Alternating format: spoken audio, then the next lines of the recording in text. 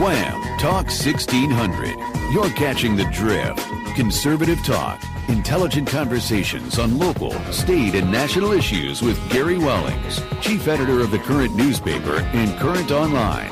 Join in the conversation at 734-822-1600. And now, your host, Gary Wellings.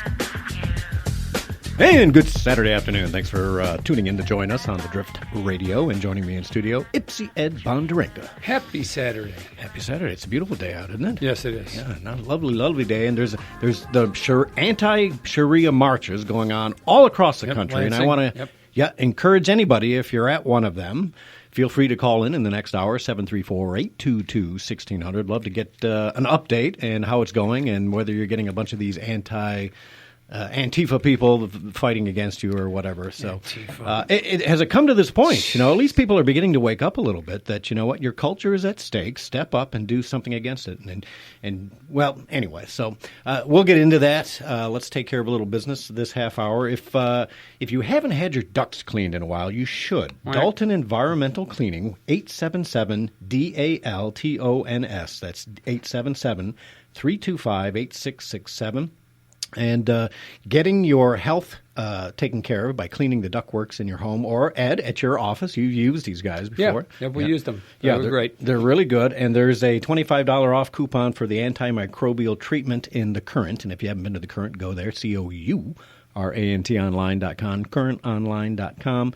And you can see the coupon there. Just print it off or tell them you have it or tell them you heard it here on the radio at the Drift. And again, 1-877-325-8667. That's Dalton Environmental Cleaning.com. So, all right. Well, we're talking Comey this week, right? I guess we're going to dig right into that. Who isn't talking about Comey? Well, that's what we're doing today. So, again, we want to get your comments, too, because I don't want to play.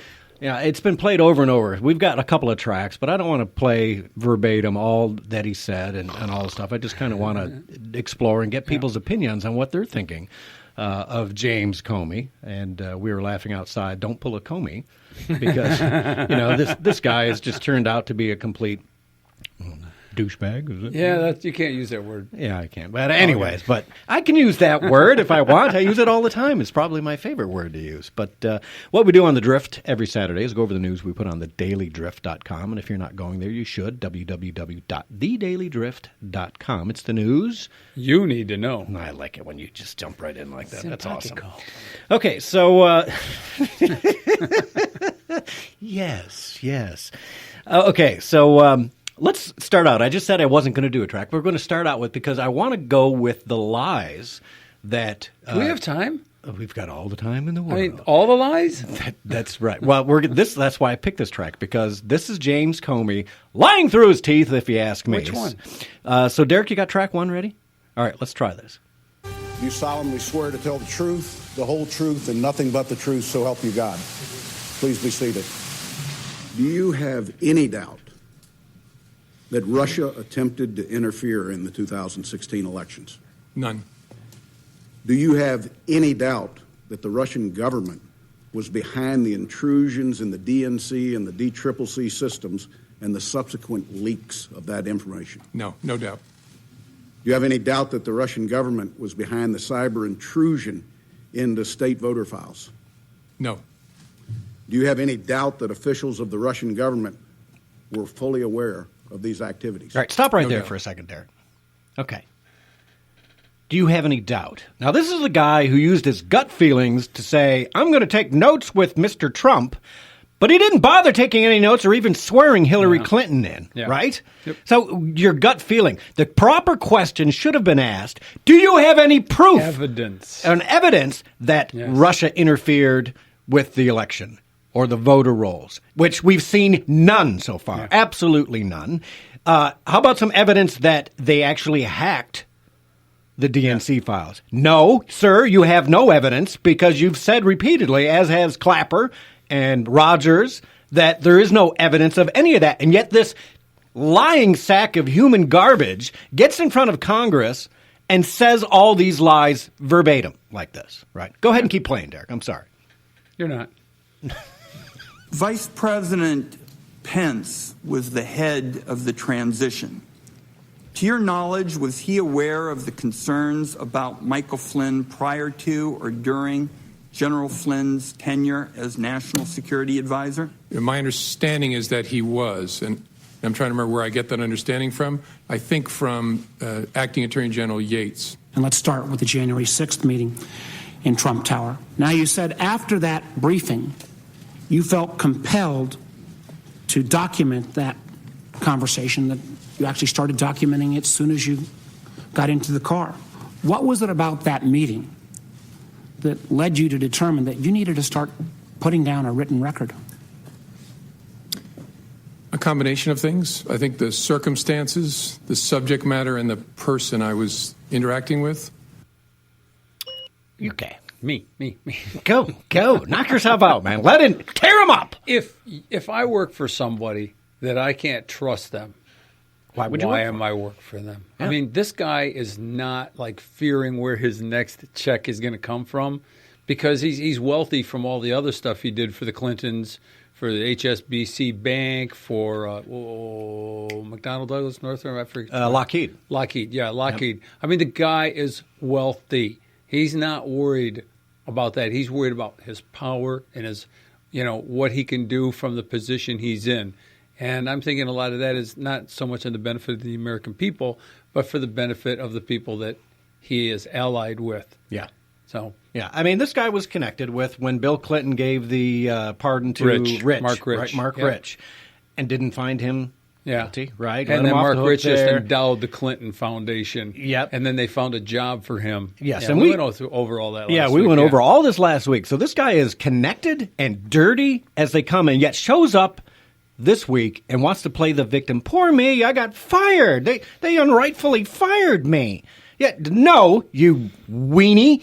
You got fired because you're a dirtbag and you're full of doing these nasty things, not only to Trump, but you kind of screwed over Hillary, right? Who helped you out with money. Yep. And you screwed over Clintons before that and Bushes before that. This guy is, at best, he's a sleazy opportunist who probably took these notes thinking, I'm never going to get fired by Trump, but I'm going to use it to my advantage at some point down the road. That's what I believe is going on with this guy. Let's take a call from Jasmine in Chicago. She's at an Anti-Sharia March. Jasmine, welcome to the show. Hi, Gary. How's your Saturday going? Very good. We just started the show, and we're glad you called in with you're at the march in Chicago. How's it going? I actually left the march about 20 minutes ago, and I was very disappointed to say that there was about 5 people there. And, I mean, it doesn't surprise me because it is Chicago, the liberal crap hole of, the country. Well said. Are we tape delay? No. Well said. Well said. Was there some anti people there? There was no one. Wow. There was absolutely no one. No dozens of police? No, God, no. The only thing I saw were people with their dogs. Wow. That is disappointing. Well, it's not only disappointing, it's quite scary to me that, here's a situation where our lives are in danger. These people want to kill us. They've made no secret of the fact they want to kill us, rape us, mutilate our genitals. I mean, all that cool hit parade stuff that they say to our faces. And people are concerned about climate change, which everyone has debunked.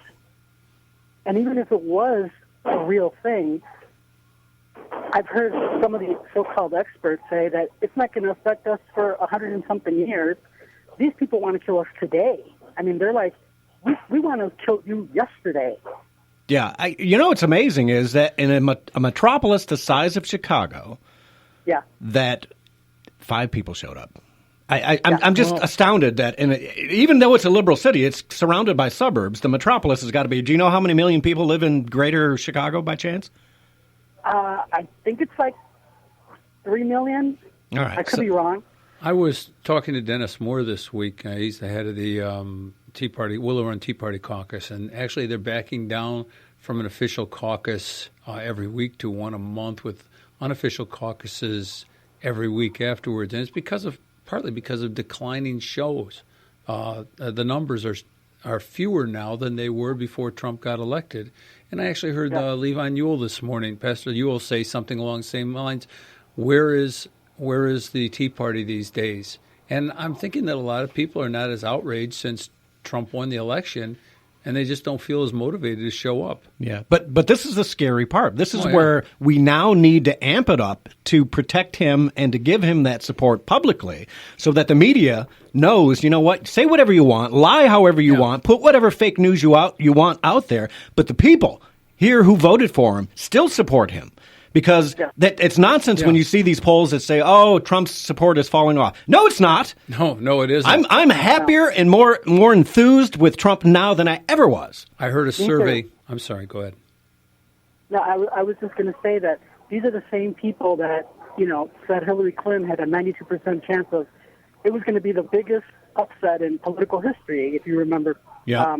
The same people, and. As I always tell all my liberal friends, and thank God I don't have a lot of them, but the few that I have, I said to them just recently that, these are crooked polls.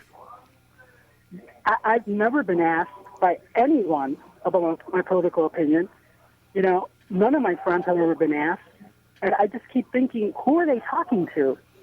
I heard a report the other day on the radio where there was an informal gathering. A reporter went in to a gathering of Trump supporters and asked them, so after these Comey hearings, are you less enthused about Trump? And they, to a T, all 10 of them said, are you kidding me? We are more enthused than ever.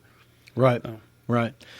Well, they had actually a radio show here, a local radio show. They were on the street the day after the Comey thing, and they were asking people, what do you think of the Comey, situation? And like half of them were like, what's a Comey? Now that is the apathy. Oh, that's coffee coming out of your nose is hilarious. It almost did come right out of my nose. That's the spookiest thing. And folks, you've got to pass this on, be it through Facebook, be it through Twitter, be it through whatever Instagram stuff you're using. Now is not the time to be apathetic about it. Now is the time to get up and start working harder. Because whether you ban Islam or not, there are certain things we need to be aware of.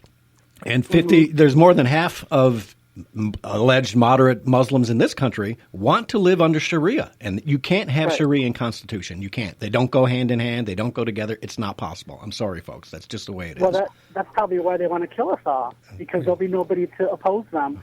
But, I mean, we're doing a pretty good job of that ourselves. In Chicago, yes. You guys are doing a great job of that out there. That's absolutely true. Before the show started, we were talking to Ed from Speaking of Art, and the show after us? No, 2 shows after us. I'm sorry. Anyways, we were talking about Comey, and Gary had said something I told my son this morning, don't be a Comey. Yes. It's like a term of, that's what a Comey is. And then Ed had said, well, Comey's risen to the status of, the one-name celebrity, Comey. And I said, what, like Madonna? And he says, yeah, or Hillary. Yeah, like, well, all these other whores and sluts, Really? Well, that's the way it gets. All right. Well, Jasmine, thank you so much for the check-in, and I'm sorry it didn't work out the way you wanted it to out there, but keep firing it up and let those liberal Chicagoans know where you stand. Oh, I will. All right. Take care. Thank you so much. You too. Bye-bye. Have a great weekend. You too. Should I have said prostitute? I don't know that it really matters. Let's take a call from Ken in Livonia, who's got some comments on Sharia and Muslims. Go ahead, Ken. Hey, Ken. Well, once again, I happened to catch a little blip on Fox News where they were talking about these protests, and they're saying, well, we're opposed to Sharia law, but we're not opposed to Islam. And I thought, that's stupid, because Sharia is such a basic fundamental of Islam. There's no separating. And if we took all the books that make up Sharia and threw those into the fire, the Quran itself, just go and ask Muhammad, is enough to get the rest of us killed. I mean, Islam, going back to Muhammad, is dangerous, it's evil, it's harmful, and we need to educate people. Martin Luther, 500 years ago, stressed that the greatest defense against